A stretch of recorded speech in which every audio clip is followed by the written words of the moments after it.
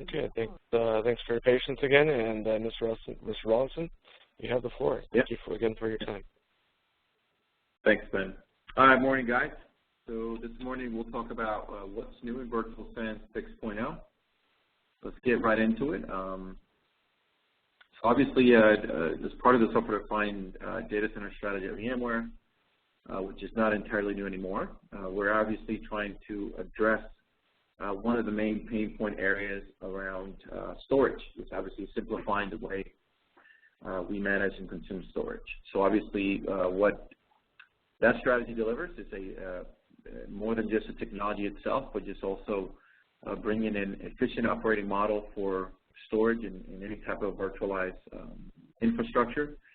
This is obviously done with a lot of our partnerships with a lot of different vendors, such as yourself, which deliver different solutions, whether it might be with our Virtual SAN implementation or even our VCR virtual volumes. Today we'll cover everything around Virtual SAN.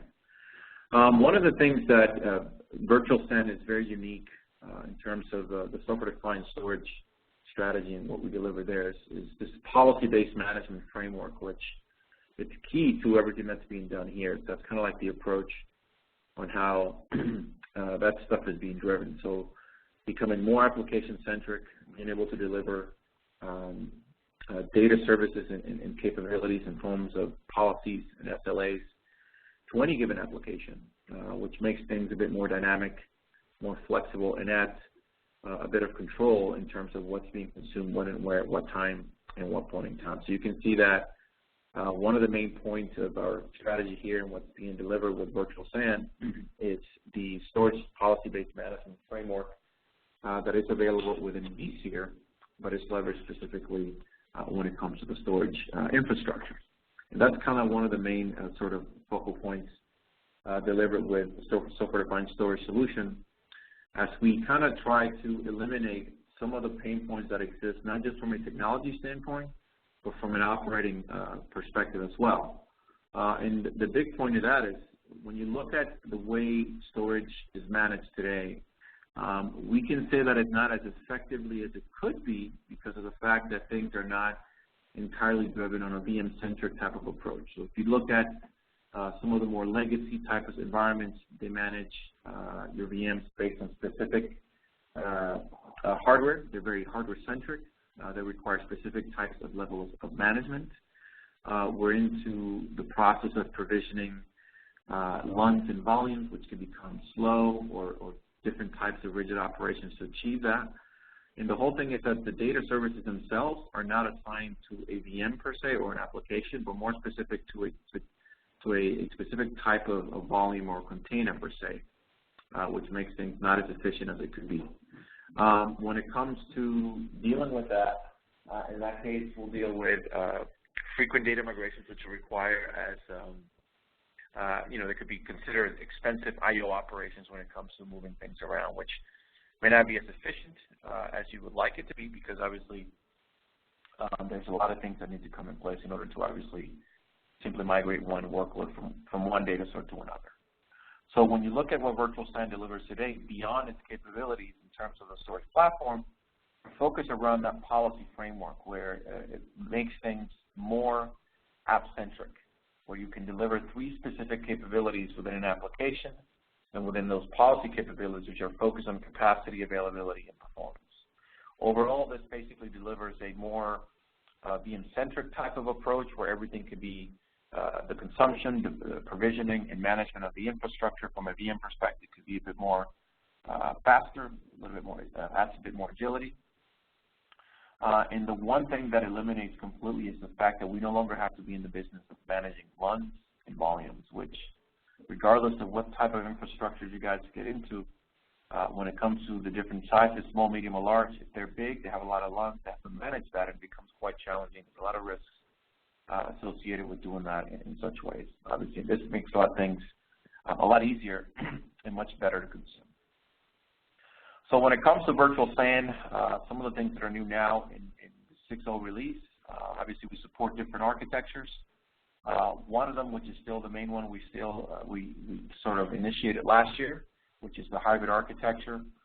Here we look at pooling flash-based devices as well as magnetic devices and pulling them into a shared data store where managed through this policy framework, we can consume that storage capacity, manage the workloads as they need to consume and have allocated storage and the different capabilities that it may need, while still delivering high performance via the acceleration of the flash devices that are used as part of that combination. By doing so, in this release, vCENT is able to scale a bit more in terms of the IOPS capabilities that it can deliver per host. You'll see a little comparison chart here in a minute, where you can see what we deliver with 5.5 and what we can deliver now with 6.0. For example, here we're talking about doubling of the number of IOPS that a particular host can deliver, now moving from 20K to 40,000 IOPS per host. Doing so while still being able to deliver, the zero data loss event handling in the event of hardware failure. Overall, the focus of vCENT is to deliver a solution which mitigates any single points of failure. One of the biggest assets and one of the biggest values of Virtual SAN, beyond its currently delivered capabilities, is the fact that it's highly integrated with the rest of the VMware stack of solution products as well as technologies. So you can leverage not just what it delivers itself from a solution perspective, but whatever else is available to the platform that can be utilized and leveraged by any other customers or the existing infrastructure that might be in place, which is very valuable when we look at what else it delivers in that sense. In terms of a new architecture, so Virtual SAN 6.0 now officially supports the all-flash architecture. With the all-flash architecture, we are introducing a cost-effective two-tier model for the flash configuration and consumption, because we're now allocating the two different tiers for two different reasons. So we have a caching tier, which in the hybrid model is the caching tier is divided into two sort of roles, where there's a caching, it's a write buffer and a read cache. For the all-flash architecture, the cache layer, the cache tier is a 100% write buffer, which we will allow or would want to have write-intensive devices to be the ones that make up that particular tier, which in that case are a bit more expensive, depending on what's being used. For the persistent storage, the second tier, we'll leverage a lower cost, read-intensive type of device, where obviously you can see the value in terms of the investment that is done in terms to achieve and support this type of architecture. Obviously, this supports really high number of IOPS. We are looking at officially positioning up to 90,000 IOPS per host. But I think the one thing that is one of the most important things about this particular architecture is the fact that now you can obviously with this solution have consistent performance. But the really big key here is we can do that, deliver that performance at sub-millisecond latencies, which is what makes it possible for us to now address and target bigger use cases for Virtual SAN and allow us to deliver much greater performance when it comes to different architectures. One of the things that Virtual SAN is being positioned as now is obviously an enterprise class type scalable storage solution because of its performance and its scalable capabilities.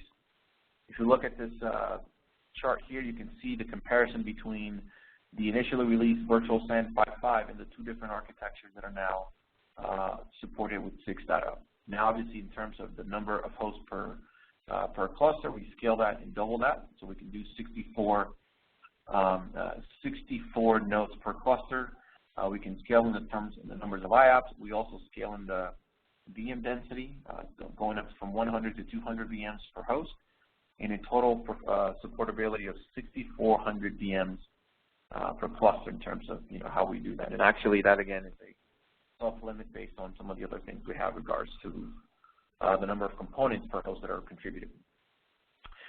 Because of these scalable capabilities and performance, we're now obviously for 6.0 positioning vCENT as not just suitable for the different use cases that we supported in the past, but we're also now focusing on business critical applications which required much greater levels of performance and scalability. Now that the platform is fully capable of delivering that, this is now a big focus for Virtual SAN 6.0. vSAN 6.0 will obviously, in terms of any application that is virtualized on vSphere could reside on virtual SAN. It's designed to be the best storage for virtual machines in a converged infrastructure that is strictly based on VMware. It is optimized for virtualized infrastructures of other types.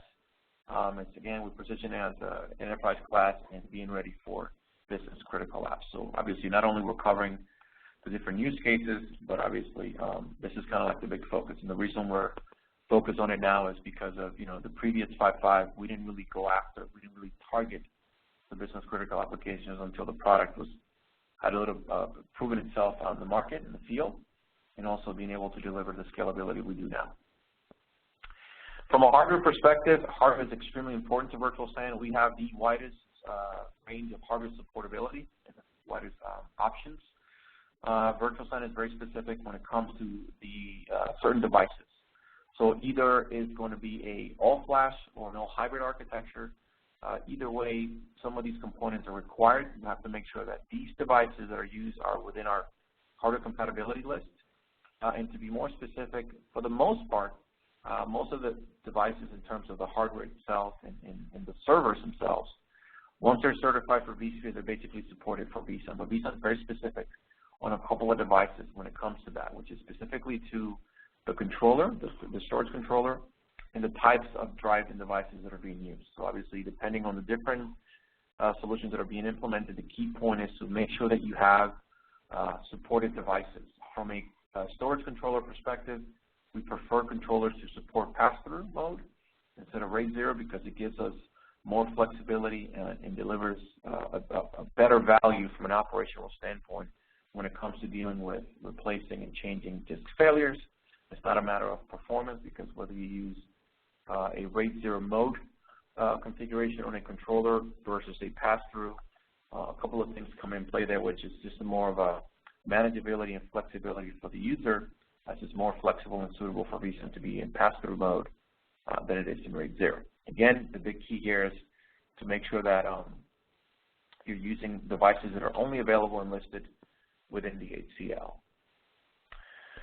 In terms of the flash-based devices, obviously we're using them for two different purposes now that we have two different architectures that are utilized in two different models. So the caching tier for the hybrid architecture is divided into what I said before, a write buffer and a read cache. And you can see here how we utilize in terms of percentage to deliver a different level of performance with the different architectures. Obviously, the one point to make here is that based on the hardware definition and the quality of the devices that are used, it will be and it will have a big impact on the performance differentiator because obviously because the ability to choose the actual devices yourselves, whether it might be individual devices in the form of a ready node, the quality of devices will deliver, will be depending on the performance that's delivered for the solution.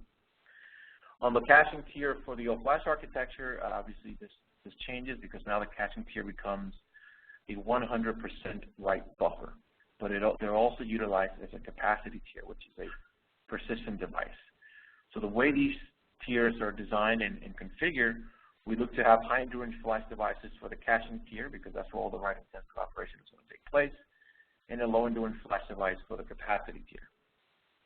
So the caching tier is pretty important, and obviously that's where you may want to focus depending on the behavior of the applications that you have, and you may also not need as much capacity since everything will probably reside.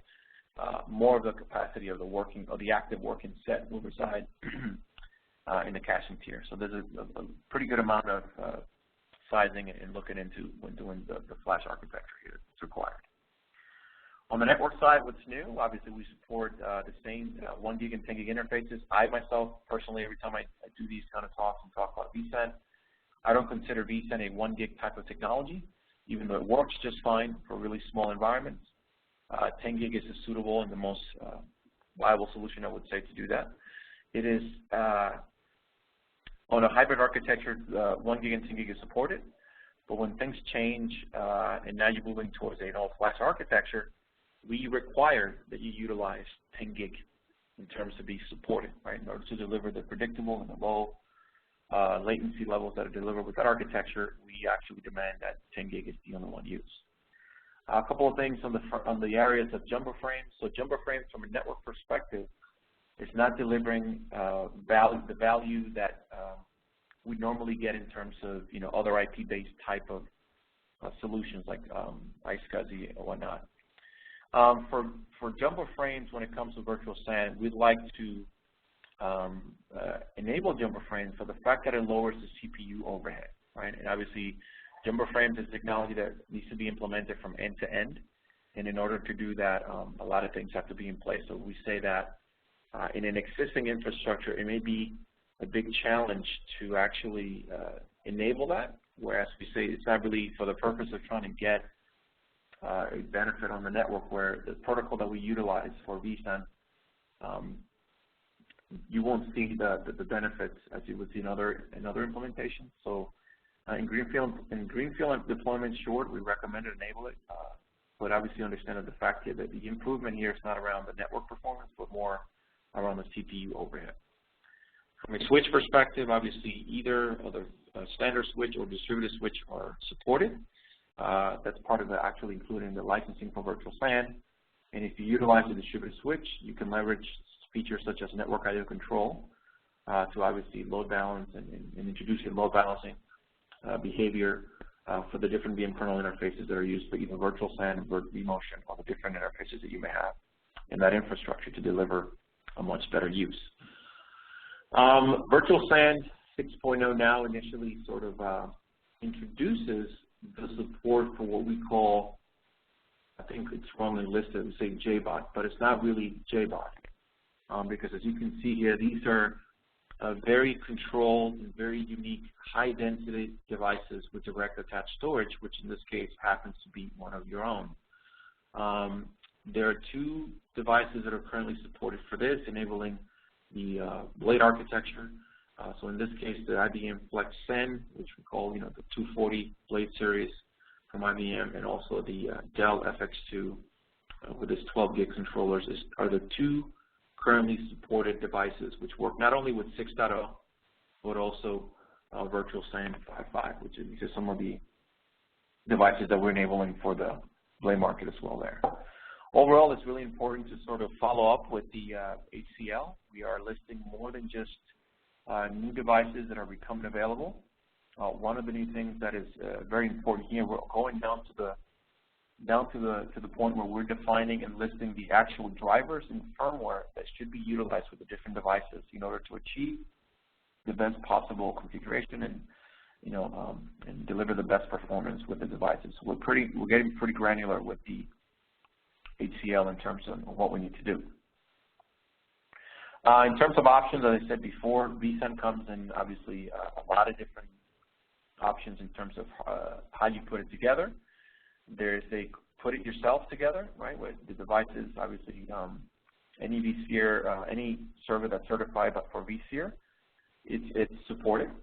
Obviously, the other point here is making sure that the devices that are utilized are specifically defined for vSAN within the HCL. So you can put it yourself, or you can take the approach of utilizing what we call a virtual SAN ready node, which comes from all the major vendors with a specific certified solutions, which all the components already included are supported for virtual SAN. Or the other option is to use a fully hyper-converged solution in the form of an EvoRail, which in this case could come from many other vendors as well, but it's totally different. The EvoRail solution comes with pre-installed software that obviously will basically deploy all the software for you automatically, whereas the virtual SAN ready node is just the hardware and doesn't have any software installed. In terms of some of the available profiles for ready nodes, here are some of the examples on how you can sort of size for the ready node configurations. Whether you're going to go from a low, medium, or high profile for either hybrid or flash architectures. Obviously, these things can obviously always be modified and considered depending on what the use case and how much more capacity and performance you'll need. But these are just some examples that can be utilized.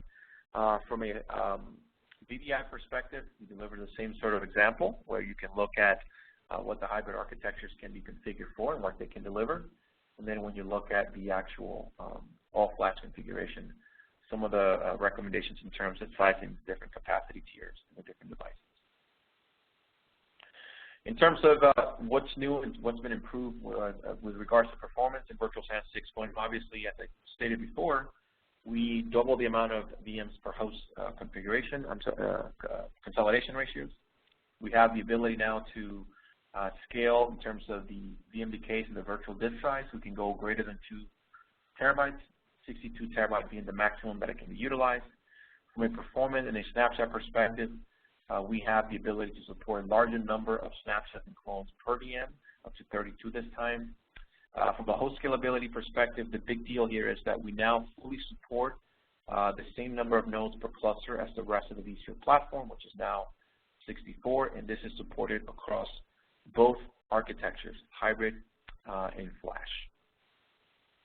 From a feature perspective, some of you may be asking, how do we go from supporting 20,000 IOPS per host to 40, and from another one to another one?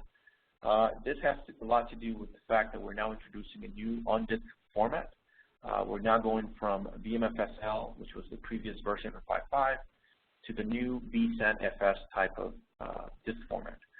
This also delivers a new Delta disk type, which we call vSAN Spars, which is the reason that we now have these performance-based snapshots and clones, which are now part of the solution once they're running on the new on this format.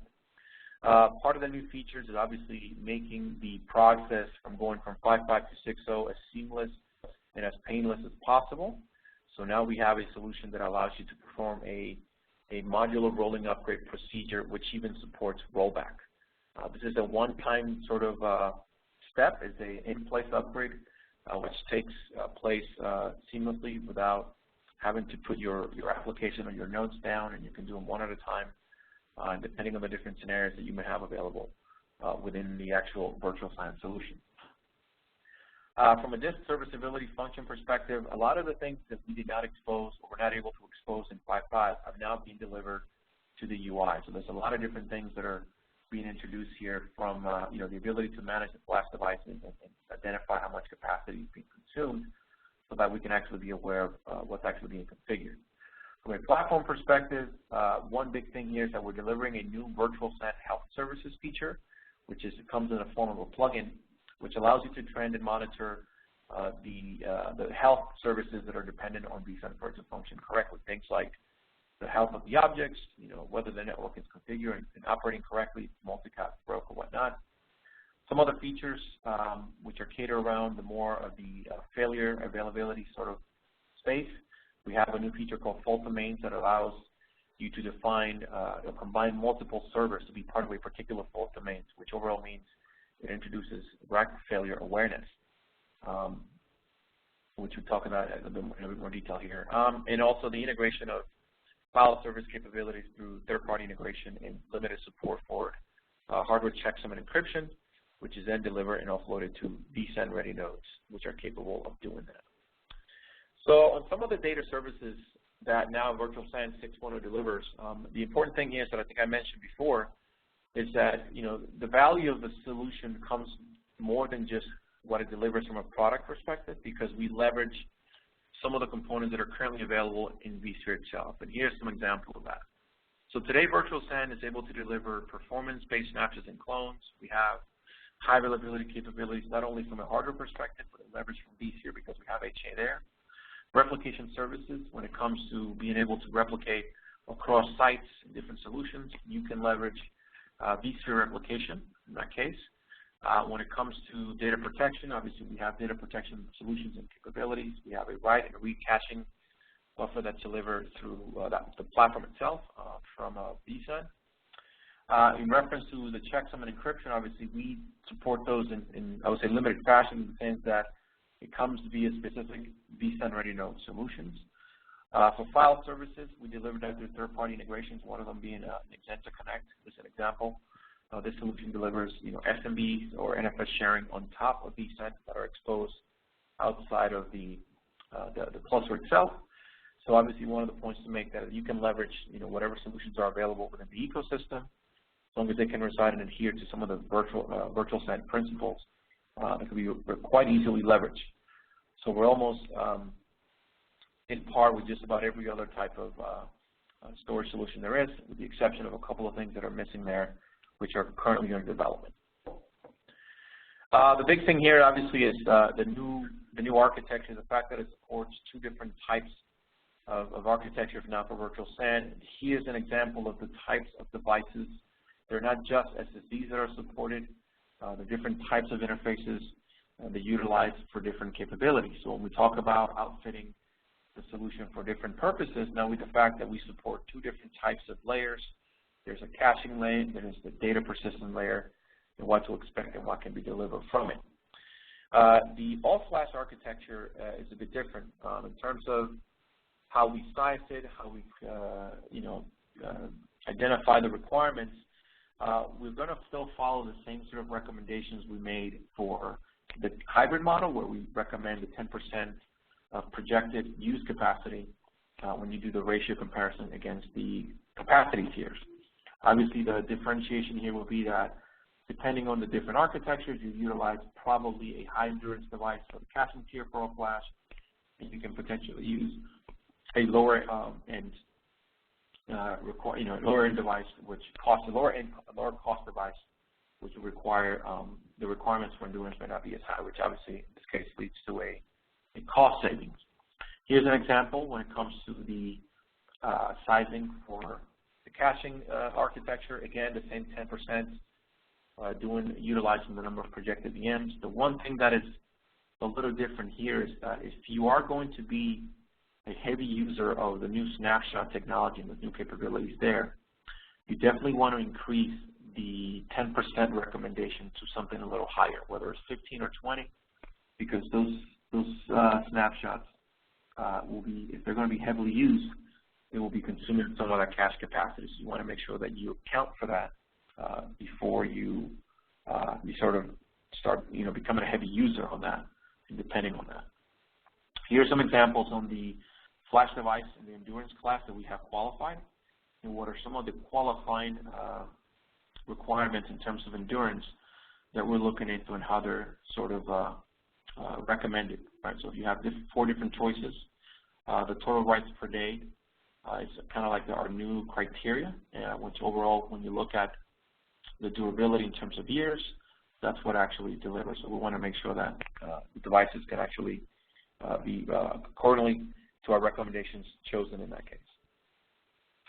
Now, the one thing about configuring the all-flash architecture is that the devices that are flagged from a configuration perspective. So now in the UI, you can flag a device to utilize as a caching tier, but to use it in order for a capacity tier, we do not have that implemented directly in the web UI. We would have to do this through one of these 2 options, which are either flagging the device as a capacity device from the ESX CLI interface, or you can do it from the RVC CLI in sort of in a group. It's a much more efficient way to do that in some cases.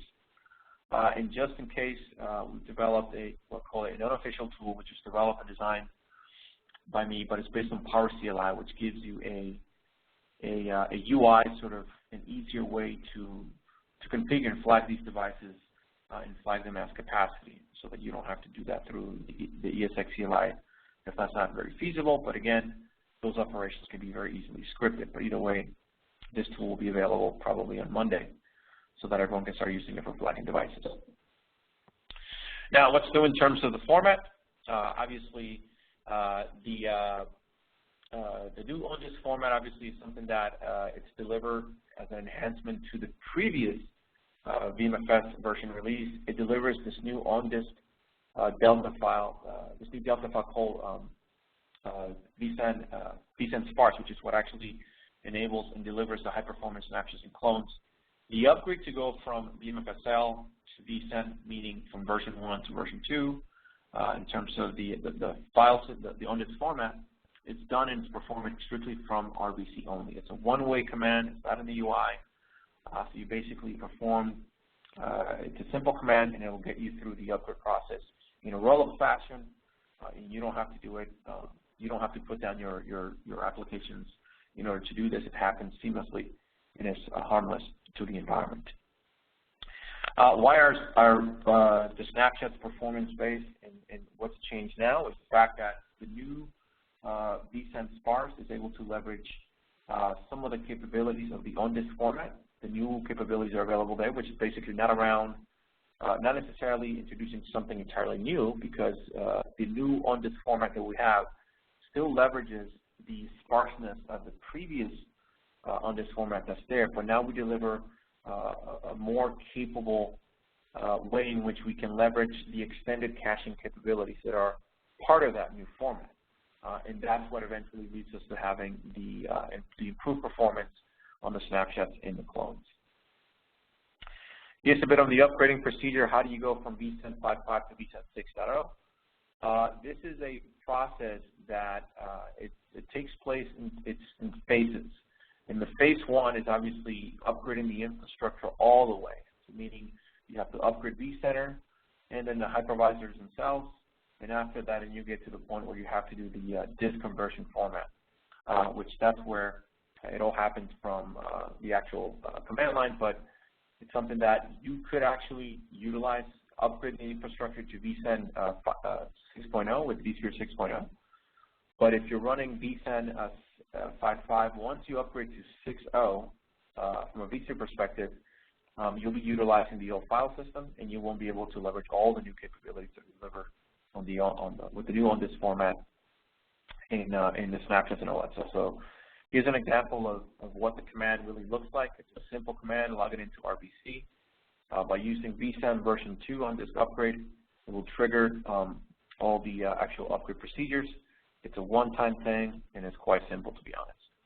As part of the phase two, what the system will do is look at that, make sure that all the hosts, are configured correctly. Everyone is in the right version. Once the procedure starts, you won't be able to, for example, add any other vSAN 5.5 nodes to the cluster. Obviously, that procedure is going along. But there's a lot of checks that are taking place to make sure that this works successfully. And in the event there's a failure of some sort, a rollback sort of procedure is also supported, which allows you to sort of correct anything that goes wrong. And I can tell you that so far until today, with all the testing that we've done, I haven't seen a failure in the upgrade process because of all the different checks that take place before it starts. So it allows us to mitigate any sort of type of failure before it happens and kind of introduces problems to customers and anyone running on vSAN. So let's cover some of the usability improvements. Obviously, some of the areas where we've improved a lot is actually delivering information in the UI. This one is one of my favorites, being able to evacuate a disk or a disk group without putting a host in maintenance mode. This was something that in vSAN 5.5 it existed, and from an operational standpoint, it was not very suitable, right? Because if I have to replace a failed disk or upgrade a disk or add a new disk, I shouldn't need to put a host in maintenance mode to do that. So now you have the ability to fully evacuate the data from a disk or disk group without having to, put the host in maintenance mode and disrupting any sort of work that's going on with the virtual machines.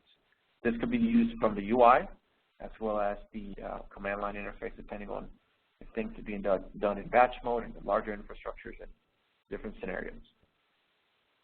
From a disk serviceability perspective, you can see here that we've introduced a couple of flags. So we have the ability of flagging devices. For example, depending on how the devices are connected in the back end through the different solutions, the different hosts, whether it's SAS controllers and a SATA device, if vSphere cannot detect a disk device as a local disk, there will be a problem where vSAN won't be able to claim it, right? So instead of having you go through the command line interface and do all these typing, all these things to flag it, you can do that directly from the UI.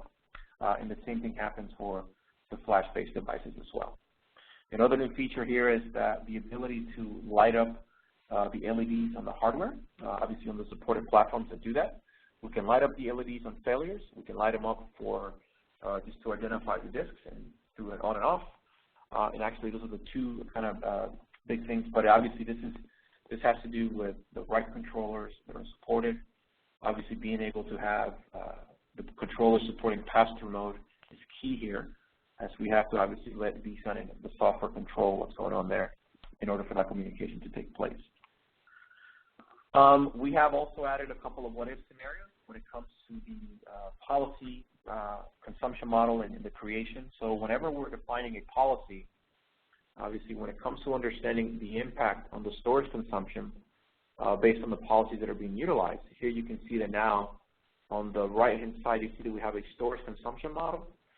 So for example, when you look at and you identify the number of failures to tolerate, obviously that means that we're going to have multiple copies of that data.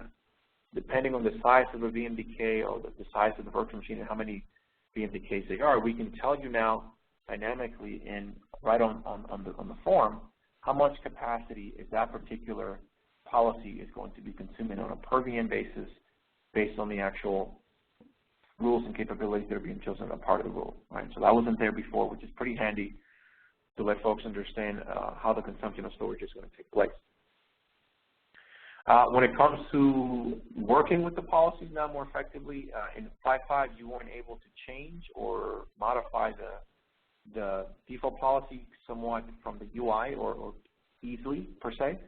Now in 6.0 we're able to, you can have a user-defined policy and create it as the default for the cluster, right? And you can do this by simply clicking on the data store, and you can see here how it says change default storage policy. And another big thing here is that you can do that from maintain it across multiple cluster configurations, where now you have the ability to say in an infrastructure that is composed of multiple clusters, each one of those clusters can now sustain a different default policy, whether it be for a business critical type of application cluster or it might be a different type of cluster. Either way, the same vCenter now can manage and maintain different policies for default for each one of those different clusters. To expand a bit more on the usability on the regular virtual machines, each VM now can actually highlight and showcase the storage consumption on a per disk basis. Right, so you can see here how much flash is being consumed, how much capacity is being consumed, and how much capacity is actually being used on the data store, which this was not as available in the past, which is something that was demanded, and now it's been added to the UI. And here's a quick example of a VMDK being sized to the 62 terabyte utilized limit. You will see that it's 64 traditionally in terms of the actual maximum capacity. But the available use case, it's 62 terabytes per VMDK. One of the favorite solutions and one of the favorite implementations in the UI has been this resync dashboard. So in vCenter 5.5, if you change a policy, if you put a host in maintenance mode, you had to wait until the migration or the uploading of all the different components from a particular host were done, but you couldn't really see that being done, how long would it take, unless you went and looked at the RVC command line interface. Now we actually have this available in the UI. You can see the type of policy, the hosts that are being utilized as part of that cluster, how long will it take, how much data it's still left to sync across the different hosts in the cluster. So obviously a lot of good information here that makes it nicer for folks to identify how long it will take for certain objects to synchronize across the board. A new feature that is now also introduced as part of vCenter in terms of rebalancing, we have the ability to manually trigger a proactive rebalance of the system. So this is to address two particular use cases. You know that in virtual SAN, the concept of a hot spare doesn't exist. So for example, if you have a failed disk and you replace it, when you put a new disk in the box or a new node, whichever way you scale the cluster, that capacity, those resources from a storage perspective will not be utilized until one of two things happen.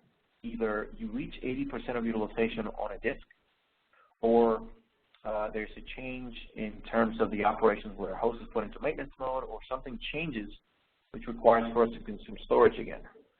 So vCenter does a rebalance process as part of its data management operations, and it's done automatically.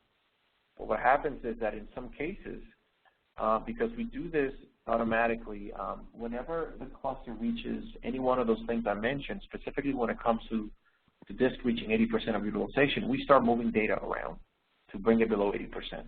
That could happen at an unwanted time, which could potentially introduce a percentage of performance degradation depending on the size of the cluster, how much data you have, and how much data is being moved. So in order to mitigate and come across those issues, you have the ability to proactively rebalance the cluster. If you introduce a new host, if you introduce new disks or capacity, you can trigger this feature so that the rebalance happens at a suitable time when you want it to happen. Maybe you want to do that off hours, the weekends, and whatnot. So now you actually have this capability to do that instead of waiting for the system to do it automatically. Other than that, the system will always do that automatically. When it comes to the failure scenarios, the new feature introduced now is fault domains. Fault domains is what allows you to sort of take a couple of ESX hosts and combine them into a fault domain, right? So today, the fault domain in Virtual SAN, if you don't use this feature, is a host, which is why we need 3 nodes per cluster because of the way we work in terms of the policy in order to work and define a quorum. So a fault domain now can be combined into multiple nodes as long as you're placed in what we call a fault domain awareness, which this basically introduced rack failure awareness in the way in which we replicate and synchronize components across the different hosts in the cluster. So now you're able to identify individually which hosts are part of a particular rack so that the replication is guaranteed across the different fault domains. And that leads to more than just the ability to do this, but also becomes a storage consumption efficiency. Because if you look at, for example, what it takes in a multiple rack configuration without fault domains, if you're protecting a workload and you have failures to tolerate 2, you understand that there needs to be 3 replicate copies of that data in order for us to provide the level of availability and protection.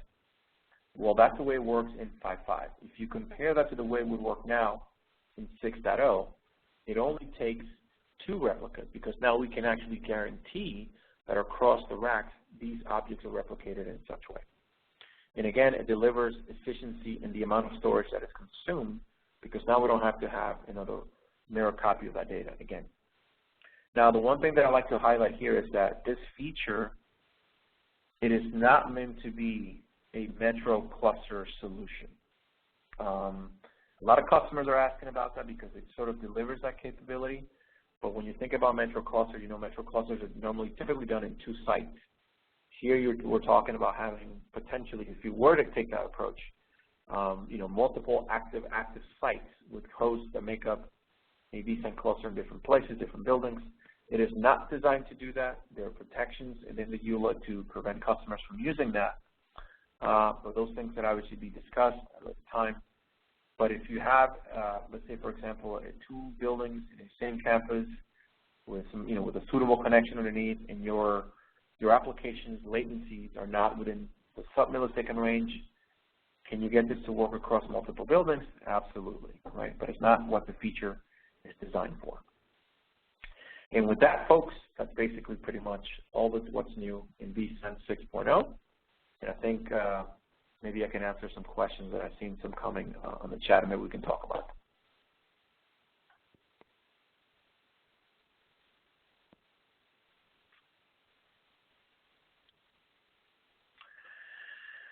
Let's see. Yeah, thanks for listening. Yeah, it looks like there was just the one question. I did look up the answer to it, but looking at the 512E or 4K support, looks like the KV article that I found says no, but is there future support or enhancements coming, do you know? For which one? For the 4K drives, hard drives. Yeah. So not yet, right? So we're working to get to that point. So if it's a matter of being certified for the ACL, we'll have it's just a matter of we're going through it. We're actually, to be honest with you, we're running a bit behind on the certification procedure. So the ACL will be updated fairly soon once we kind of get done through this massive amount of certification thing we got to get through. Right. Yeah, I know for one, Lenovo is working hard to make sure we get all of our stuff certified, and we're looking forward to all the enhancements that you talked about with 6. So I appreciate you appreciate your time today and bringing those to our attention. No problem. That is available today, correct? Yeah. So the support that's available today, and also you guys are one of the 2 vendors that have those blade systems, those high density systems, which I have one, and I'm I'm working on publishing a couple of blog articles and demos on that particular solution that's delivering how we do it with vSAN 6, which is pretty cool. Great. It doesn't look like we haven't had any more questions come in other than that one. So at this point, unless you have anything else to add, Rollinson, we'll probably close the call. Cool. All right. Well, it's my pleasure. Let me know if anything I can help with another time. Oh, wait. There's a question from Eric. When you say snapshots and clones faster under 6.0, can you provide the comparison today? Eric, comparison in what sense? You mean like time?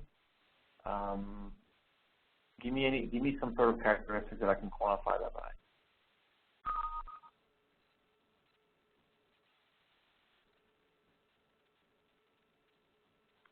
What if Eric is typing? Oh, in time. So Eric, to be honest with you, yes, it should be time. I have noticed when I use them or when I test things, they are faster. I have not done, for example, let me do them at the same time with another 5.5 and identify the actual the time it takes. It is faster. I just can't tell you exactly like within time when it takes X many seconds, obviously, because that changes. But there's a 20% in terms of improvement. And the big thing is this: if you're familiar with the way snapshots work in VMFS, when you use VMFS snapshots, the longer and the larger they become,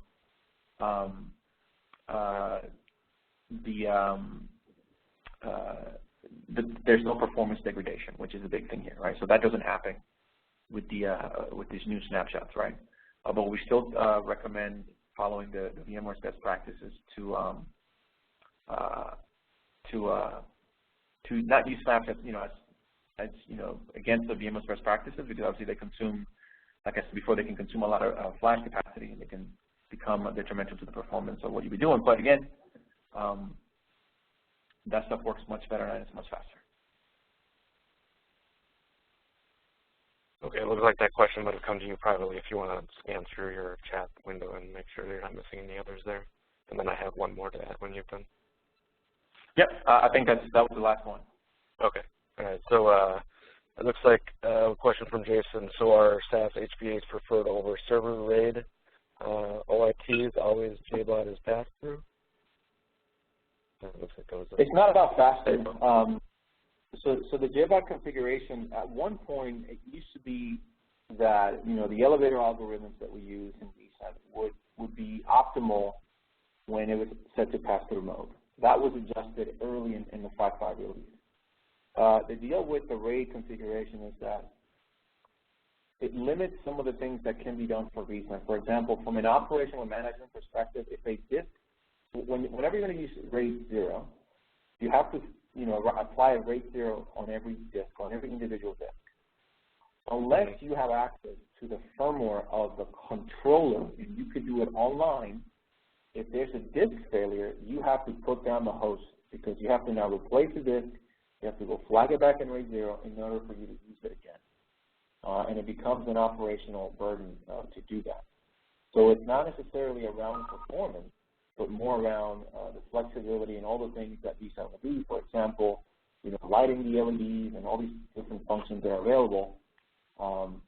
You couldn't use hot plug, right? Because you have to do that configuration, and that's the reason why we want it to be that way. And it goes beyond the performance capability. Gotcha. Makes sense. Thank you. Okay. Next month we've got our product manager for our management stack, and he'll be coming on next month to talk about some improvements or changes that we have at Lenovo coming forward. And so look forward to that. And then a reminder that I'll be sending out an email as a follow-up here within the next 24 hours with a link to the replay as well as the slide deck and some information around that. And then upcoming, the link will also have upcoming information and previous user group sessions. So with that, Rollinson, do you have anything else to add? Nope, that's about it. All right, we'll go ahead and close the call. Thanks for your time, and thanks everybody for joining. Got it. Have a good day.